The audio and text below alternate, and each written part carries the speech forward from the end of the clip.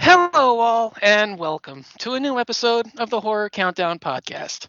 I'm your host, Don Anelli, and with me tonight is one of the first voices of genre podcasting. I have with me Derek Cook. Well, happy to be here. The first voices of horror. I don't. Okay, I'll take it. Thank you, and thanks for having Uh, me on, Don. This will be fun. yeah, you're one of the major voices everybody always says when they get into genre podcasting. Oh, thank you. Yeah, I'm honored to have you on board because tonight we're going to be discussing our favorite Universal sequels. Oh So, yeah. yeah, definitely a topic that I'm pretty sure we're going to have a lot of fun with. I assume you have very little to say other than what you've known in the past, but go ahead and give a little bit about the topics and what we're going to be doing tonight. Universal sequels. So you can't think of classic monsters without thinking about the Universal monsters. I mean, that's kind of pretty much the first family of classic monster movies, right? You've got the big guns, the Dracula, the Wolfman, the Frankenstein. Well, they spawned an incredible franchise. Sometimes they crossed over, sometimes they didn't. And there's a lot of them. And, I love almost all of them anyway. So I'm really excited to talk about my top 10 favorite sequels. It was tough. It was tough. I had to leave some off the list because like I said, I love pretty much all of them because I'm just that kind of guy. Universal monster movies and me, I can't be without them. So Yeah. I'm excited to get into this. I really am. Yeah, we were saying just off air. We were doing the list. I came up with around 10 to I came up with around 12 to 15, and it was like, okay, well, just because we're doing 10 doesn't mean like 11 and 12 are unwatchable. You have to stick with just the 10. There's a lot out there, and I'm like Mhm. you. I'm a huge fan of most of these. In some cases, I think you'll actually be surprised that I actually rate the sequels higher than the original. In some cases, I could see that. At least one Yeah. of my titles, I do prefer over the original, but we'll get Yeah. there. Yeah. We'll definitely get into this. But yeah, there's actually a couple of entries where I do prefer the sequel over the original. So yeah, this is gonna be quite fun. So with that being stated, let's get started with number 10. So we're gonna go 10 to 1. We're gonna go least favorite to most favorite. Correct? Yeah, correct. Okay. Okay. Cool. Yeah. All right, so let's start off with my number 10. I went with The Invisible Man Returns. Um, Okay. so yeah, kind of a weird one, but this one is a little bit to me more sentimental value because this was actually the first film I saw Vincent Price in. So Really? Okay. yeah, so this one was actually kind of weird because I was aware of him, but I'd never seen a film with him in it.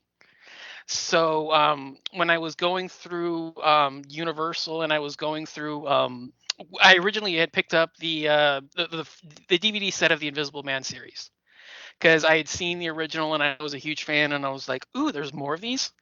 And I picked it up and I didn't know anything about him. I wanted the original. And I picked it up and I saw this guy, Vincent Price, in it, and I was like, wow, this guy's pretty cool. He's got this really weird and distinctive voice, and I almost liked it a little bit more than I did Claude Rains' voice when I was watching it because I think Price just sounds, he doesn't have the maniacalness to him, but he has a little bit more of a playful vibe to him, which I think kind of fits the tone of the movie quite well. So when I first saw it, I was like, wow, this guy's pretty cool. And then I started delving deeper and deeper into his career, and I was like, oh my God, what are all these Hammer films, like these Hammer style films that he's doing, like, Follow the House of Usher and Mask of the Red Death and, Tomb of Legia and all this great stuff. And so it was kind of like the first instinct that I ever really got to know who he was and where he came from. So it kind of has like a sentimental value to me, but even beyond that, I kind of enjoy the film. It's kind of fun. It doesn't really drag kind of like the original did, where it takes a while for him to like succumb to the effects of the disease, the serum. He kind of is off by himself up in the laboratory where everybody's like spying on him, and then he goes crazy from there. I always like that this one had like a little bit more of like a zippy pace to it, and it was a little bit faster, and he had more to do. So I've always had like a fun little appreciation for it. And it's always kind of been one that's a little sentimental, but one that I couldn't leave off the list. So for me, number 10 was Invisible Man Returns. It's a great pick. I did not include it. I seriously considered it because I do really enjoy it, and what you just said about the voices between Vincent Price and Claude Rains, spot on, and something I don't think I really thought to put words to, but you nailed it. Price has a playfulness underneath all the menace, whereas Claude Rains is just flat out nuts the whole time, in the original. Right. So there's a little bit more of an approachability and a sense of fun to it. Wow. So hearing you talk about it though made me really rethink my list. So It's it's okay. It's whatever you have is fine. so here's what I I'm mean, gonna do. hey, we have Um, the honorable mentions for yeah, that's we have the true. honorable mentions for a reason. I mean, yeah, you can, whatever your list is fine. Okay. This is probably gonna get me lambasted within certain film circles, especially fans of these films. I love this movie, but I don't go all in for it the way so many people do. Bride of Frankenstein. I really like it. Don't get me wrong. I like it a lot. But it's one of those movies where I feel like I need to be in just the right mood to watch, partly because of well, there's a particular screamer in that movie that also screams in The Invisible Woman, Mm. and I enjoy her in limited doses. It's hard to have her a lot. So yeah, I mean, and I get James Whale really liked her, and really liked to work with her and that sort of thing, and that's cool, fine, great. But uh, sometimes it's a little much. So Una O'Connor, I love you, but Bride of Frankenstein is going to be my number 10. That's fine. I mean, it's on my list obviously as well, so I'll cover it when I get there. But no, I can see where that would come into play, especially for those that would be a little unfamiliar with her particular shtick. Um, you hear all the stories about it, and you hear, like how great and how wonderful it is compared to the original, and then you get that, especially at the very beginning of the film, because that's almost like what the first 10 minutes is, her being around. So yeah, Well, I mean, she turns up at the very, very beginning of the film. She actually plays two roles in the film because in the introductory bit where it's Mary Shelley telling the story, she's a maid. She has a walk-on part as a maid, just kind of going for the really. camera. Yeah, so she's kind of sort of in two different roles. And this is one of the reasons why I do love this movie is this wraparound segment. Speaking of franchises and sequels and everything else, since Mary Shelley is like, well, let me tell you the rest of the story. So we're being told, and we know that in the real world, yes, Mary Shelley wrote Frankenstein. We know that, but in the movie world, she's telling the story of the Frankenstein film and the Bride of Frankenstein film to her, shall we say, companions at the beginning of the movie, and Hmm. since she's telling the Frankenstein and Bride of Frankenstein story, and another movie that I'm going to mention here in a little bit, is connected to the Frankenstein story, which later on connects to the Dracula story in a weird kind of fan head canon kind of way. Mary Shelley's the mother of the Universal monsters. She's telling the entire story because they're all connected and they all come from her telling the story in the film world. That said, to be clear, Hmm. to her companions. And I know it's a stretch, but kind of in a weird fan headcanon kind of way. I like to look at it that way. Hmm. Maybe I'll have to try that out and see if it works, because that sounds kind of intriguing if you say that. So yeah, I mean, I'd love to check that out, see if it's true. So Sure. yeah. All right. So moving on to my number 9. This is one, I was saying earlier, is one that I consider better than the original. I went with Son of Dracula. Ooh. So yeah. Okay. So I'm not the biggest fan of the Lugosi version of Dracula. Leaving. No, that's fine. No, I agree. It has its moments, but I I came from a point where I saw that one and the Mexican version back to back, and the Mexican version I thought was better. I I understand where the love of the original comes from. I get it. 99% of that is Lugosi, who just absolutely is magnetic, and he owns that movie with every inch of his life, and deservedly so. But outside of him, I never really gotten much of anything out of it. So I've never really had like a huge attachment to it because, like I said, I always liked the Mexican version better. The Mexican version I always felt was a little bit more movie-ish rather than the Lugosi's version, which felt stagey, like it was like a recording of a stage play. Hmm. Which I Hmm. understand, at the time period, that's kind of where movies were. You're introducing, a foreign concept like, sound into it. So it's, you're going to take a while to get used to it, and you're going to play with it a little bit. And I get it. I'm not going to dispel it. I'm not going to, crap on it too much. But I'm going to say that I do enjoy the Mexican version better. But since it's not really a technical sequel, but rather a different version, I went with Son of Dracula. And I've always really thought this one was really underrated. As much as Lugosi owns the version of Dracula, I have always liked Chaney's adaptation. I thought he was really underrated in it, and I understand a lot of people of associating him with Larry Talbot, and we'll see that across my list because spoiler alert, there's a couple of that in there, and deservedly so as well. But I've always liked the gothic atmosphere of like the southern Louisiana, like bayou country, mixed in with like the universal approach and cinematography. I've always thought it was a really fast and again like a really kind of zippy film. And again, Chaney was a lot better at this than he had any right to be, and I've always really enjoyed what he brought to it, and he appreciate. I've always really enjoyed the film, so yeah, I I do rank it a little bit higher than the original. I don't think it's a better movie by any stretch, but I do enjoy it a little bit more than the original. So for me, number 9 is Son of Dracula. So you brought up a few points. First of all, yes, the Mexican Spanish language version of Dracula, so good, so good. If we could somehow insert Lugosi into that version of the film some way, it'd be perfect because everything about the Mexican version of that Dracula film is spot on. But I do think the Dracula is a little weaker than the Lugosi Dracula in that. If there's Indeed, just yeah. a way to swap it somehow. I love the original Dracula, but I understand all of the complaints and all of the issues regarding how stagey it is. It's shot like a silent film for a lot of it, and it is what it is, but it's beautiful. What else were you talking about there for a second? Yes, Oh, speaking of not Talbot, Lon Chaney Jr. My number 9 is also Son of Dracula. I love Son of Dracula so much. I find it to be incredibly underrated. You nailed it when you said that kind of American South, that Southern American Gothic kind of vibe with a vampire with Dracula running around. That's just awesome.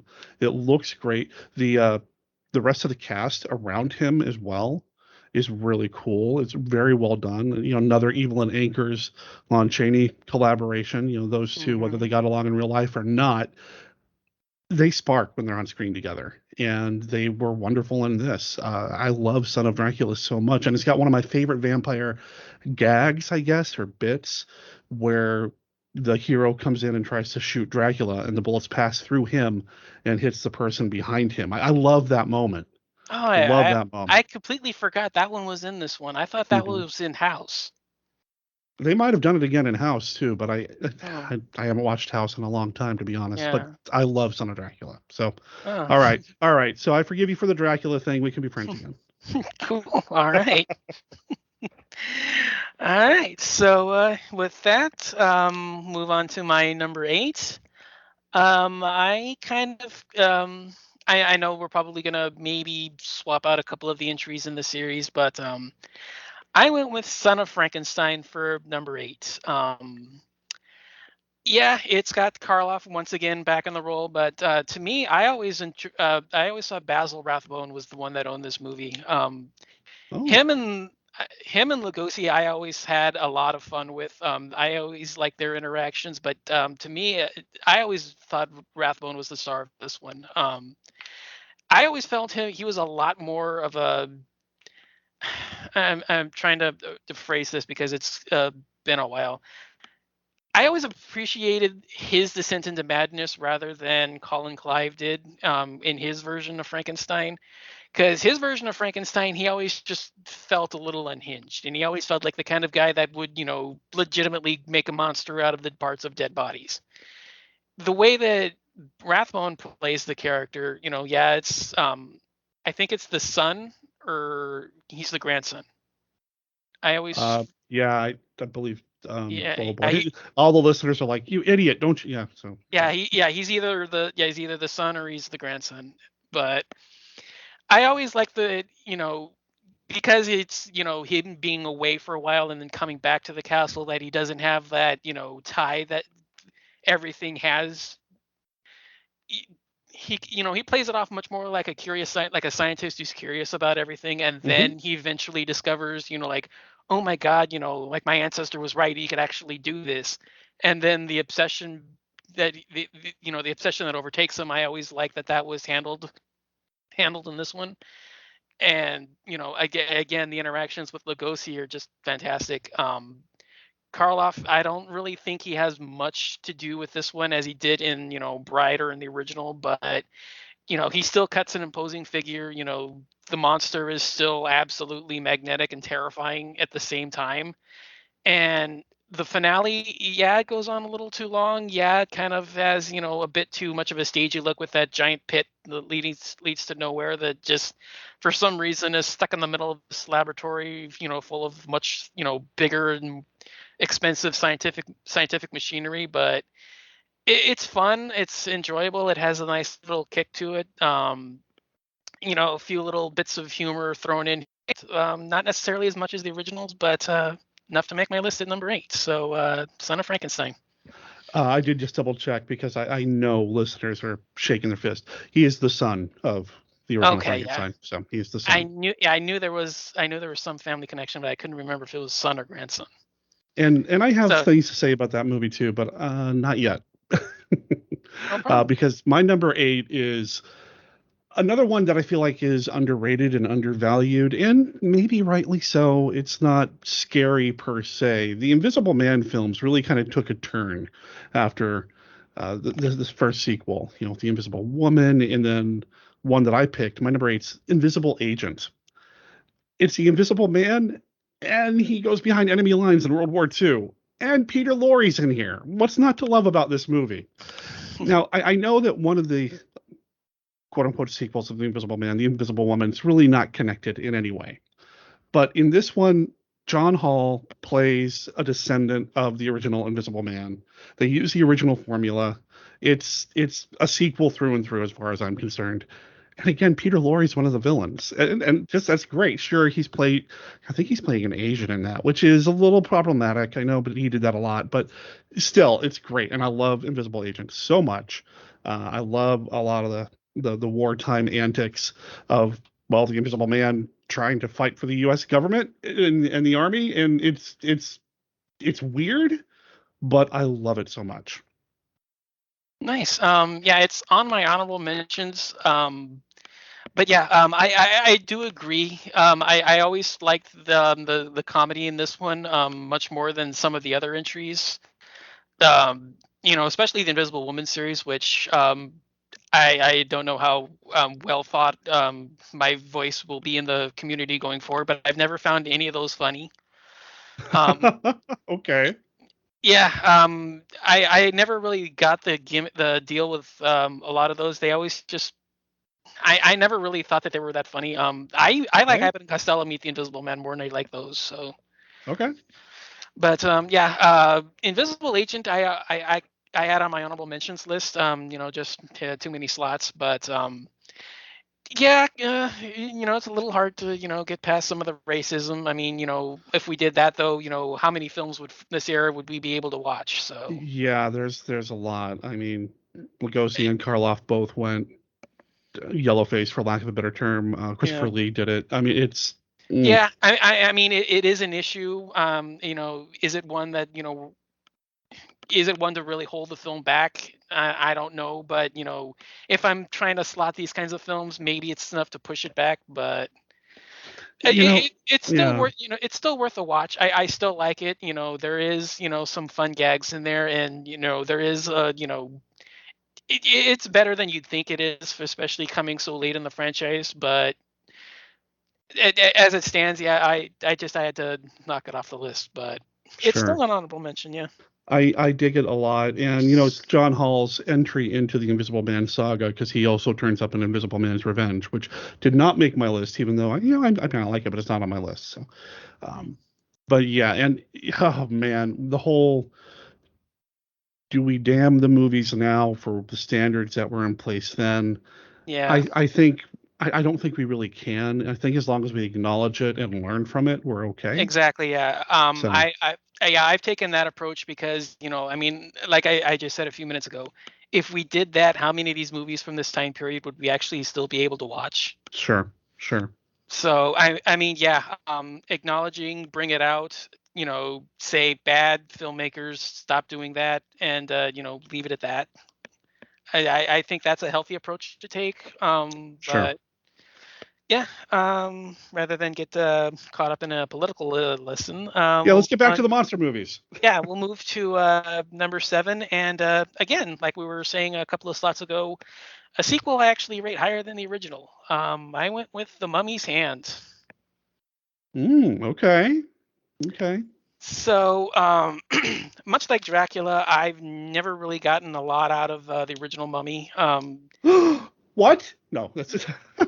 That, No, that makes perfect sense because The Mummy is almost a beat for beat remake in ways of Dracula. So it's, yeah. that makes Well, the sense thing for you. Well, the other thing for me was even though Karloff is in it, he doesn't have. I don't really get much out of him, anything out of him. It's just the reanimation sequence and then nothing else. Whereas at least with Dracula, I get Karloff, I get Lugosi in a little bit more of a menacing role. He has much more to do there.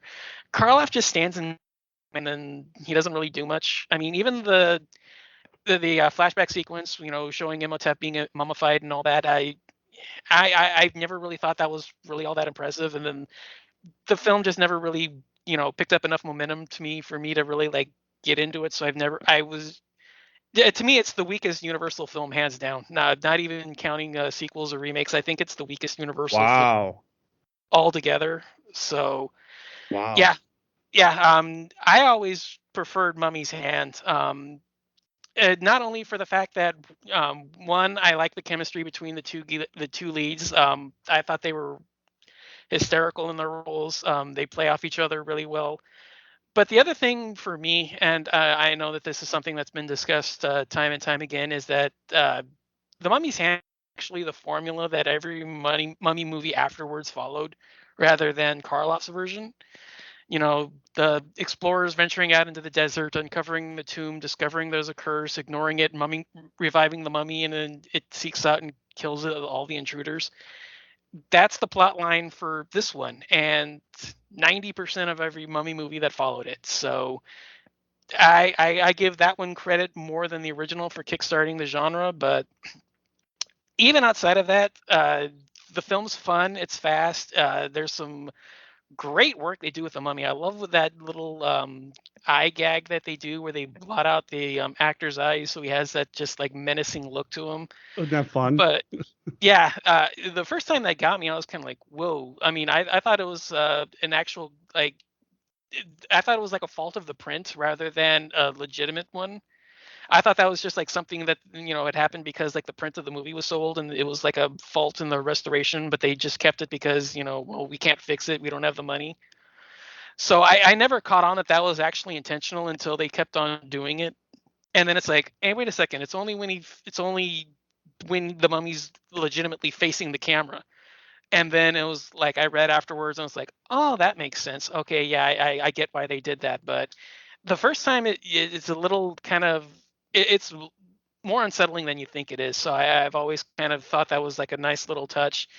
And the storyline sets up the genre rather than the original. So to me, I always give this one credit. So I went with The Mummy's Hands. So that's actually the next on my list as well. And I swear we did not compare lists ahead of Oh, time, but that's on my oh list as well. Um, I really do like the Mummy, the Karloff Mummy, a lot, but it does suffer from some of the same issues that Dracula does, like you were saying earlier. And it is what it is. It's not on my list, but I do love the Mummy.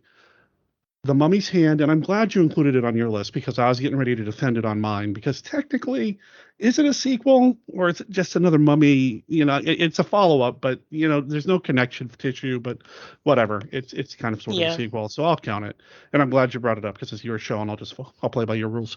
Um, but you're right, it does kind of set everything up. I do like the follow ups as well to that, Tomb and Ghost and all that, because it's Lon Chaney Jr. in the suit. Right. Yeah. But there's something really cool and special about the Tom Tyler portrayal of the mummy in this.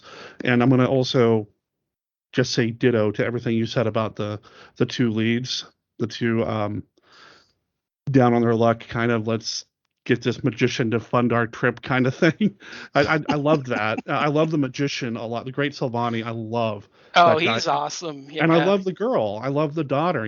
She's not just. I mean, yeah, later in the movie she becomes this damsel in distress in spots, but in other parts, I mean, she's got the gun. she's Yeah. she's not just this kind of prop that's looking pretty. She's actually doing something as well. I really do enjoy the Mummy's Hand a lot. Nice. All right. Yeah, I thought that one would be one I would probably have to defend, especially after the better than the original comments. But nice. Yeah. No, I dig it, man. Cool. All right. So we'll move on to number 6. This is going to be one of the first of the mashups, which I'll probably have a couple of the other ones throughout. But I went with House of Frankenstein. So the first of trying Yeah. to just I know House of Dracula was the one that threw all of them together, but I thought House of Frankenstein did it better. Because Dracula to me always had that weird notion where they brought Dracula in and then they did away with him halfway through the film and then they swapped in for Frankenstein. So I always felt that one was a really weird, inclusion. Whereas here, all of the monsters are out and they're, the storyline is not necessarily set up to where you have one in the beginning and then you have one at the end. You have everybody out together. They all have their own time. Everybody has their roles to play. Everybody's got their moment. I mean, Frankenstein gets his rampage on the laboratory. The the werewolf battle is really enjoyable, and I always I always like seeing Larry Talbot get his moment in the sun, and then Dracula's sitting in the back playing magician, just twisting everybody's allegiances and making it all really fun and enjoyable. So yeah, I have House of Frankenstein. It's yeah, and you got the return of Karloff. Oh, that's right. Yeah. I Yeah. mean, what else can you say? Oh, that's true. Yeah, because he's the human character. He's not in the monster makeup. But Right. Professor Dr. Neiman. Yes. Right yeah, on. nice. So for my number 6, I'm going to put something on here that I used to not like. When I first started watching these movies, and I came across this one, it's a follow up kind of.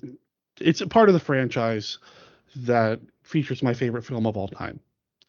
It's the third Creature from the Black Lagoon film. It's The Creature Walks Among Us. And when I first watched it, I was so disappointed because he spends very little time in the Gillman outfit. They changed the monster completely. He's not in the water much at all.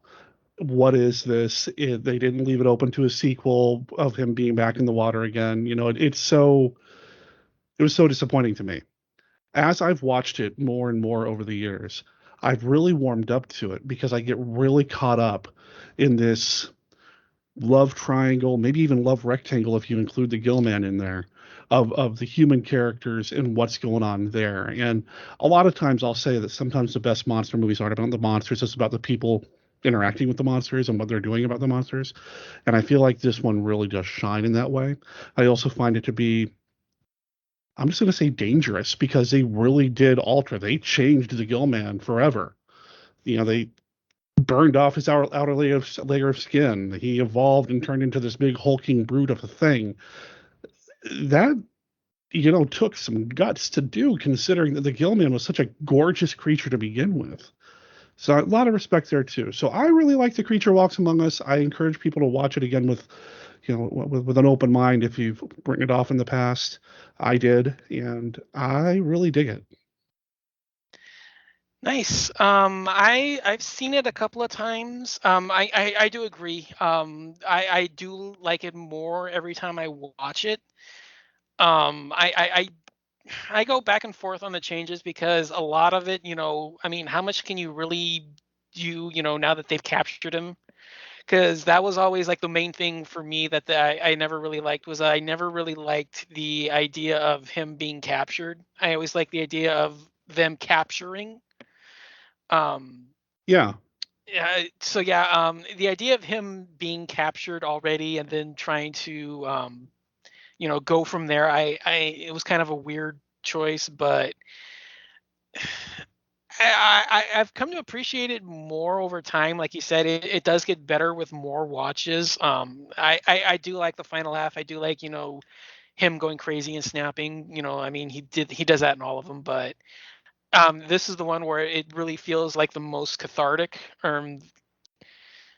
I wouldn't say the most earned. I think revenge handles like the most earned, but I think it feels like the most cathartic. I think that's the proper term. And like you said, it does get better with rewatches, but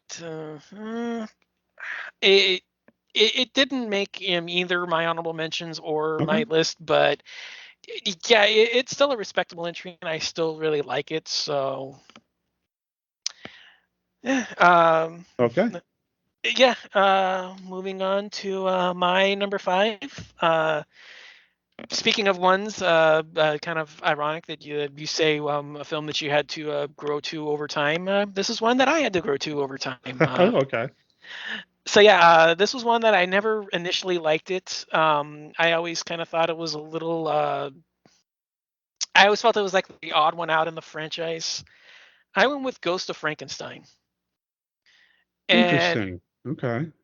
well, the thing is that I saw the Karloff. It goes again, kind of sentimental value. I saw the Karloff version first, naturally. But then immediately after that, I picked, it took me a while to, find the others, but I finally picked up, the DVD box set, and I started binging through the films one day. And I went through Bride, I went through Sun, and then I went through Ghost, and, that same day, just, because they're like an hour and 10 minutes. So it's kind of, an easy binge, just, get them all done. And this was the one that kind of just stuck out. One, Karloff wasn't in it, but they brought Lugosi back, and I never really liked it the way that they handled it, where Lugosi's got the broken neck, but he's still alive. Yet he's got that huge crick in his neck that it just looks really weird. But over time, I've actually come to really like this. As much as I like Rathbone in the Sun, I've actually come to appreciate Lugosi in this one. I, almost to the point I consider this maybe his best performance outside of Dracula. I, Wow. I Okay. don't know why, but over time I've just really come to I just really come to like the way he handles Igor in this. He's just so slimy and despicable, and just the way that he's just manipulates everyone around him just to do his own bidding and keep the monster to himself. It, I don't know why, but it just resonates, and I love the way that he comes off in this. The monster again doesn't have much to do until the finale, but he's got some of the best scenes in the film, and I've always really liked it when the monster gets the time to shine, and he gets this chance to be in the spotlight, and the way it goes about it here, where I'm not entirely sure where the change was made to swap Lugosi and the Frankenstein actor. I think this one. This isn't Cheney in the makeup, right? Because I think In Ghost of in Frankenstein, yeah, it is training. oh, it was. That's right. Yeah, I because think yeah, because yeah, Lugosi's because still there is Igor. yeah, yeah, because Lugosi was there in Igor, and then yeah, because that would make sense because he would have to have been Talbot for the werewolf films. Yeah, So he would yeah, this was had to be the one because yeah, so that makes sense. But yeah, the idea of switching Lugosi and Cheney for the monster, I thought was a great idea. The way that they pull it off at the end, and the monster just goes crazy, but yet he's got Lugosi's voice. I always thought that was a great touch, and for some reason, yeah, this is just one that works for me over time, and the more I've watched it, the more I've come to like it. So right on. yeah, for me, number five is Ghost of Frankenstein.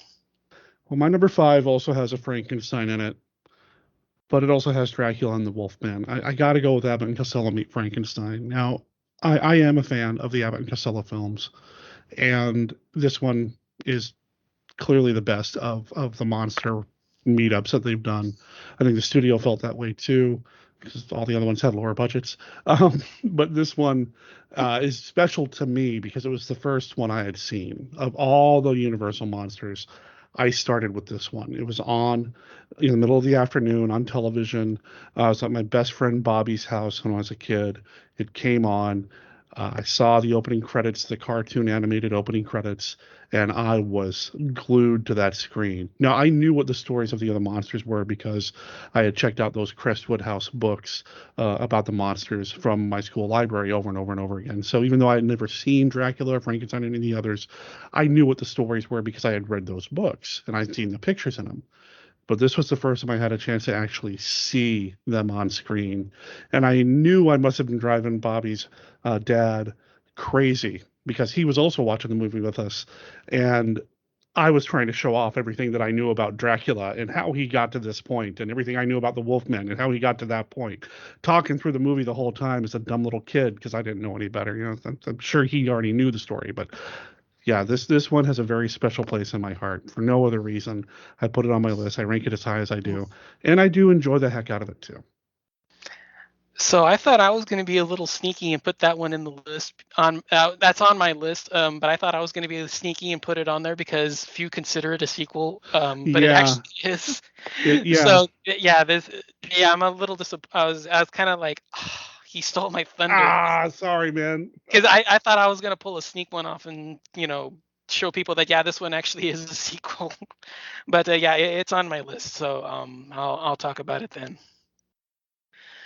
So, you mentioned a few rounds ago, you have Creature Walks Among Us. My number four is the one before, Revenge of the Creature. Oh, good choice.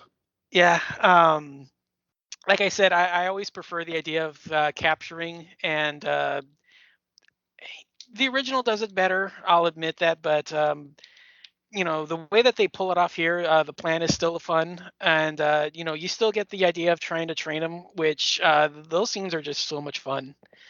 You still get to see the gill man underwater. You still get to see Browning in all of his glory, just gliding that thing across those tanks in just such a majestic way. And the interactions with the trainers are just so much fun. And you get like, I think because it's a little bit later, they get a little bit more violent than they would have been if they would have been shot during the earlier part in the 30s and 40s. So it kind of adds like a little bit more of like a viciousness and violent energy to the film that you wouldn't otherwise get.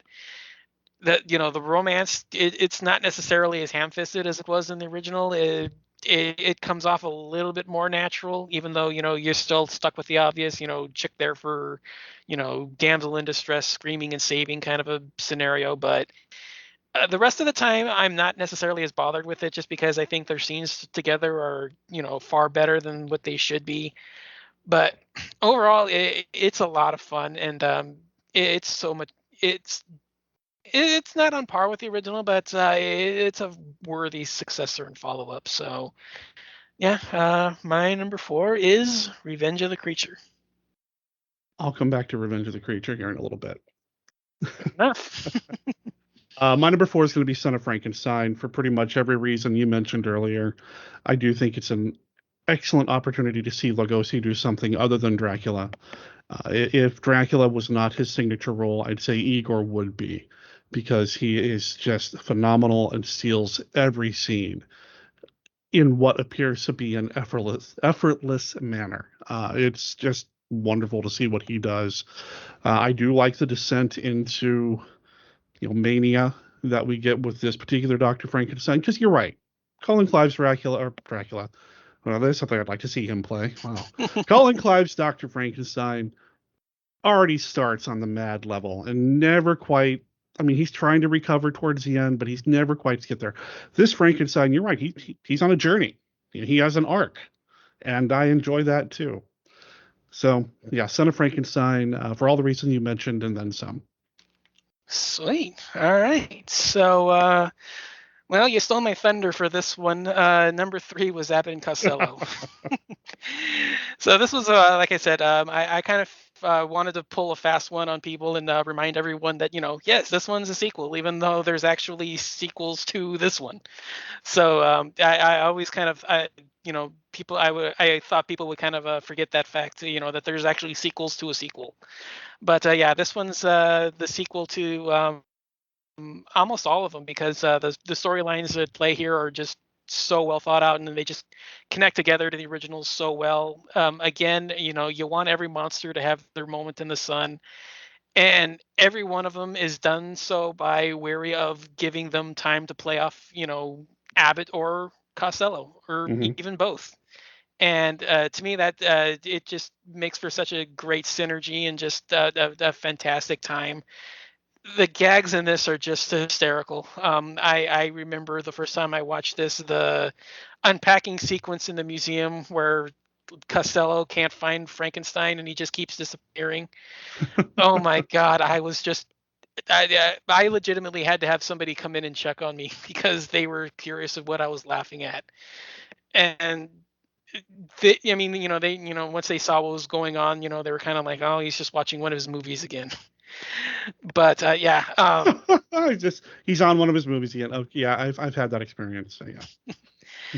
well, I mean, yeah, they knew I was into horror. They weren't really, fans of me watching it, but they knew that I wasn't gonna, turn into one. So they were kind of just like, just let them go. But yeah, it's so much fun. Uh, still consider it the crowning jewel of the horror comedy. I do find What We Do in the Shadows funnier as a film, but overall, still the crowning jewel of the genre. One of the films that you still have to acknowledge, even if you're not necessarily as much a fan, or whether or not you agree with the fact of the comedic nature between Abbott and Costello. But it's got to be on the list, and it's got to be worth mentioning. So, I mean, yeah, you stole my thunder, but number three for me. Hey, you're not wrong, man. You're not wrong.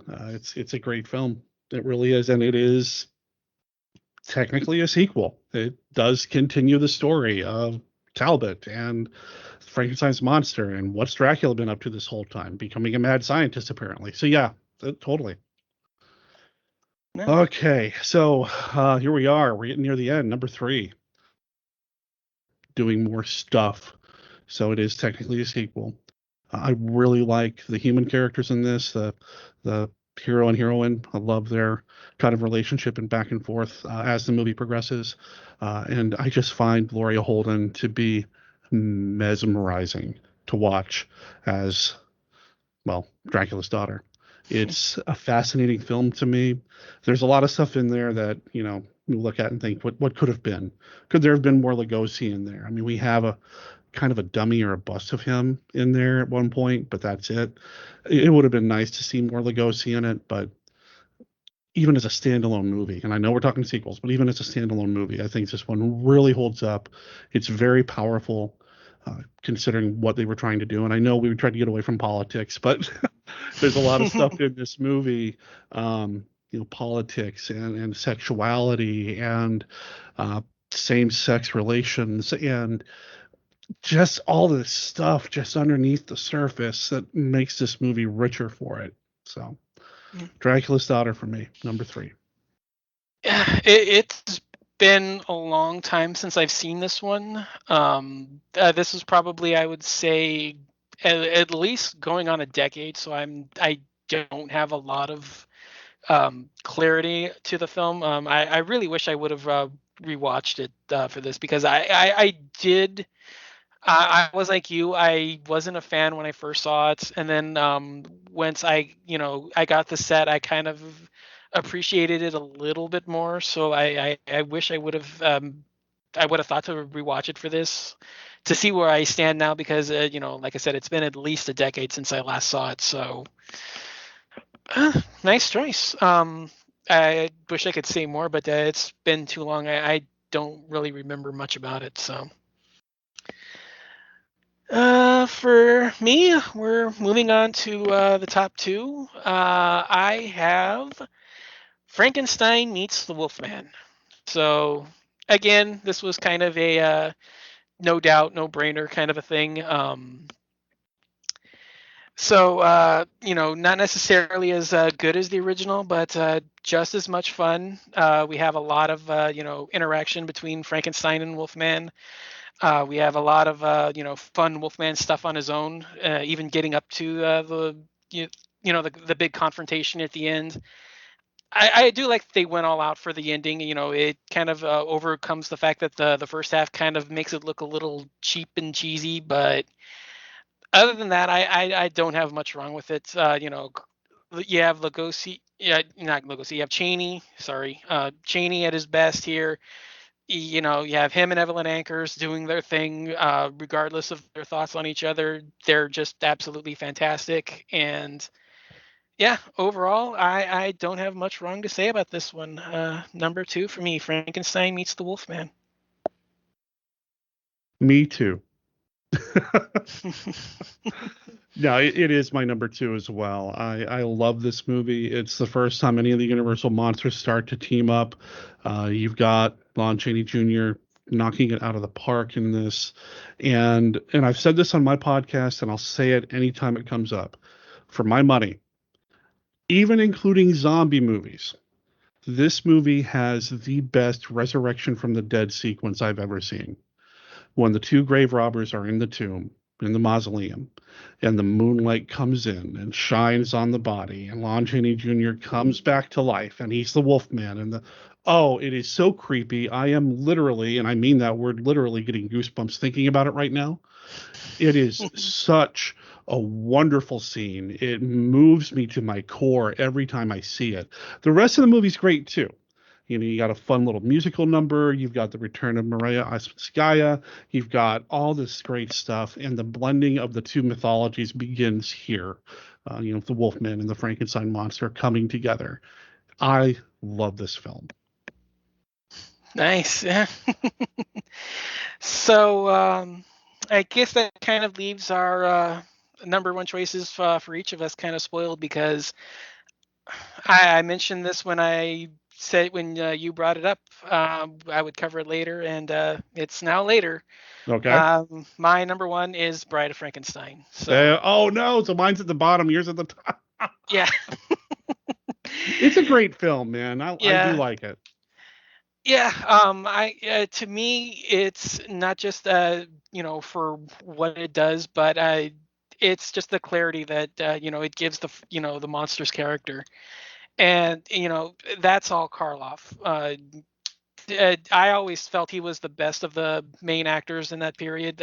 Just mainly for this one because you know it's an expressionless monster for the most part because he can't do much underneath that makeup, but what he does is just fantastic.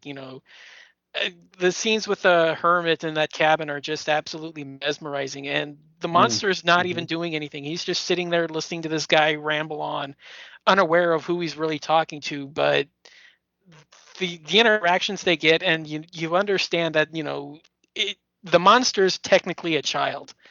You realize the monster is trying to grasp the concept of humanity and what it means to be alive, essentially, but he goes about it in such a way that you almost forget that it's a creature made of the bodies of dead people. and brought to life through the machinations of this crazed lunatic who discovered that this, the current and lightning is enough to revive a body. And yeah, it's just fantastic, and it almost makes you forget that stuff. And then you throw the dash in, with the monster, the female in there, and yeah, she doesn't have much Oh to do, man. but Hmm. I mean, those scenes are just absolutely mesmerizing. The way that they look at their interactions with each other. He's obviously just enthralled, and she wants nothing to do with him because he's already been alive for a few years. He's already kind of experienced everything. She's just come back to life a few minutes ago. She doesn't know what's going on. And yeah, it's kind of understandable that they kind of rebuke each other, but uh, that whole thing is just fantastic. And you got the crowd burning the castle down once again, just as they did in the original. But it's just so much fun. And yeah, to me, number one, not necessarily by a long shot, but kind of the definitive one for me. So Man, I this was, felt yeah, bad putting it so low on my list. it's all right. Yeah, it's your list. Yeah, but it's so good though. Ernest Thesiger. Oh my goodness. Oh, he's just so great. As Dr. Pretorius. Oh. Yeah. And if this was like a top 10 list of just our favorite Universal monsters, Bride of Frankenstein would be right near the top because it is such an iconic monster that we see for less than 5 minutes, but it's made such an impact. Yeah, So absolutely. good. So good. Well, yeah, but it's not my number one. My number one, I think people who know me can guess what my number one is, and it is Revenge of the Creature. Hmm. Creature from the Black Lagoon is my favorite film of all time. John Agar is one of my absolute favorite actors of these types of movies from the 50s. You put the two of them together and you got gold, man. And that's what you got in this. You've got John Agar as our dashing hero. We got, the creature being captured and put on display. You've got a love triangle. You've got the creature going on a rampage. You've got some great music, more 3D photography. It I just, forgot this oh was. man. I thought the original was 3D. I forgot this was the 3D one. Well, they both are. The first two are Oh, they 3D. were. Creatures not. So, um, Oh, okay. at Well, least originally. I mean, I'm sure it's been released flat since then, but yeah. Oh, okay. Well, no, I thought the original was the only one in 3D. Oh, I totally forgot this one was in 3D as well. it's such man. I love this movie, and a lot of times I'll tell people just as kind of a joke, if Creature from the Black Lagoon is playing anywhere in a theater within like a 100-mile radius of me, I'm gonna go see it. I'd say the same thing about Revenge of the Creature. I love it so much. I don't love it as much as Creature. Creature for me is the top, but Revenge is right close to it. I just love Mm. this movie, man.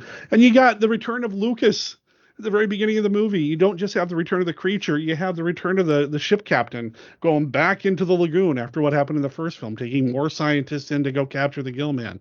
It's great. I love it. I love Lucas. I love the okay, I'm gonna stop because I Yeah, could gush about this forever. It's so good. yeah. I mean, I have it at number four, so I'm right there with you. So, but yeah, this brings us to the end of our show. So before we head out of here, we have any honorable mentions or anything just to bring up? Didn't make our list, but worth your time. I've got three that I put on here. Originally, I only had one, but as we were talking, it's like, oh yeah, I remember that one too. Oh, and that one too. I mentioned The Invisible Woman. Again, this is one that I didn't like when I first watched it, but when I watched it far enough removed from any of the Invisible Man films, because it is its own beast, its own thing, it has no connection whatsoever. It really kind of turns into an almost, what's the word I'm looking for? I can't think of the word that I'm looking for, but it's got kind of a not slapstick, a little bit of screwball comedy kind of vibe to it, Hmm. and I dig that, and the fun that the character is having. Look at me, I'm the Invisible Woman, and she's dancing around basically naked, but she's invisible, so you can't tell. It's just a lot of fun for me, and the other one that's another one that's on my list is also got an invisible character, Abbott and Costello Meet the Invisible Man. I really enjoyed this one as well. And this one is a true sequel because the Invisible Man is a griffin. He is related. And you've got a great boxing scene in this. Oh, Like, I remember that one. and you even get a scene where Abbott is doing some real serious acting in this. Costello's nowhere to be seen. It's Abbott and the Invisible Man, Griffin, talking, and it's just straight up dramatic acting, and he pulls it off.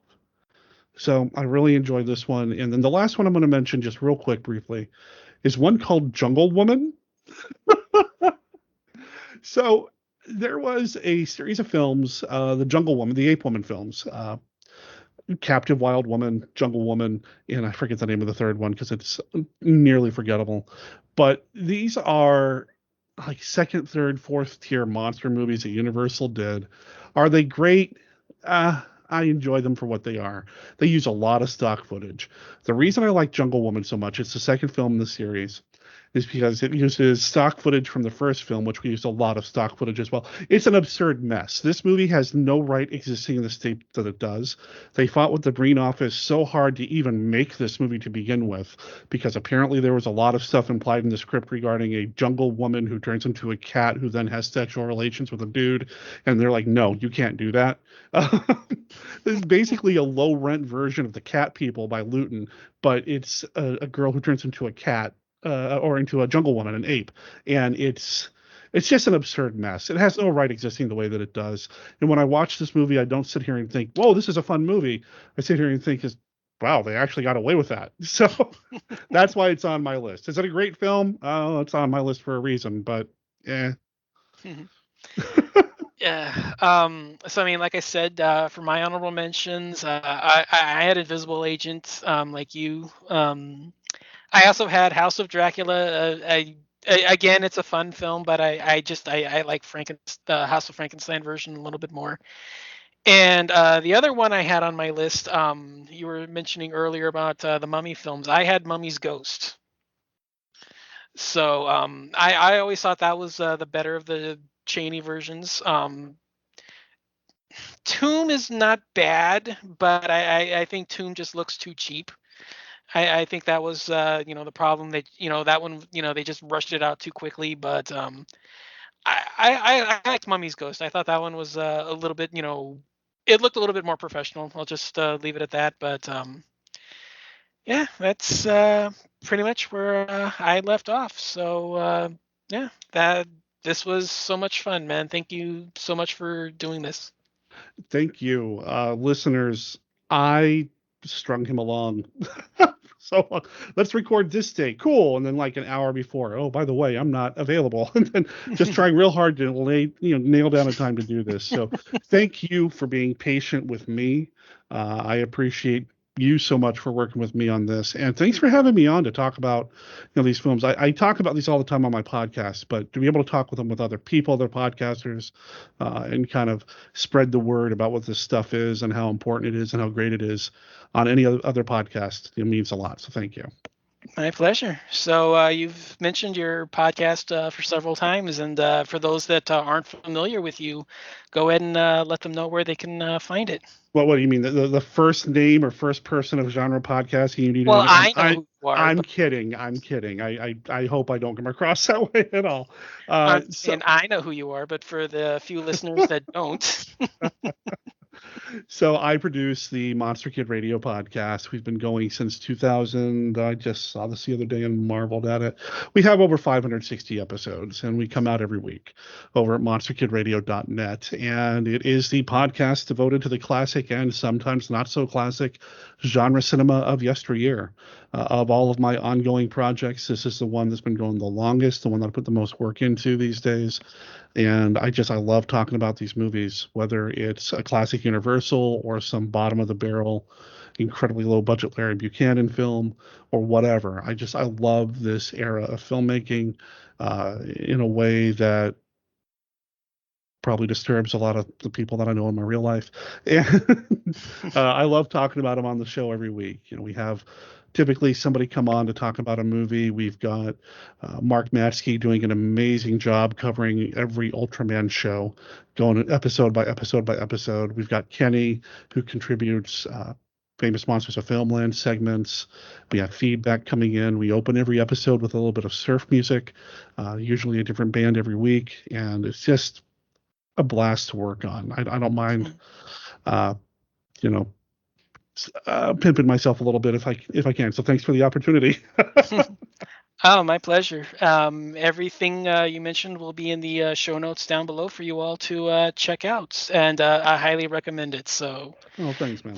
thank you so much for doing this again. This was an absolute blast, and I'm glad we were able to finally work everything out and get it together. So, Thanks again. You're so patient with me, man. uh, Thank you. oh, my pleasure. I knew this would be worth the wait, and it was. So, Aw, look at you. all right. So with that, that will be the end of our show. But until next time, thank you for listening, and we'll be back with a new topic then. See you soon.